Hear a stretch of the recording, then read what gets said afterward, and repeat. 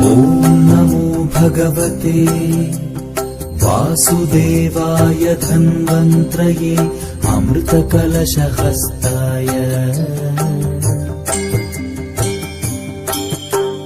सर्वामय विनाशनाय त्रैलोक्यनाथाय श्रीमहाविष्णवे नमः।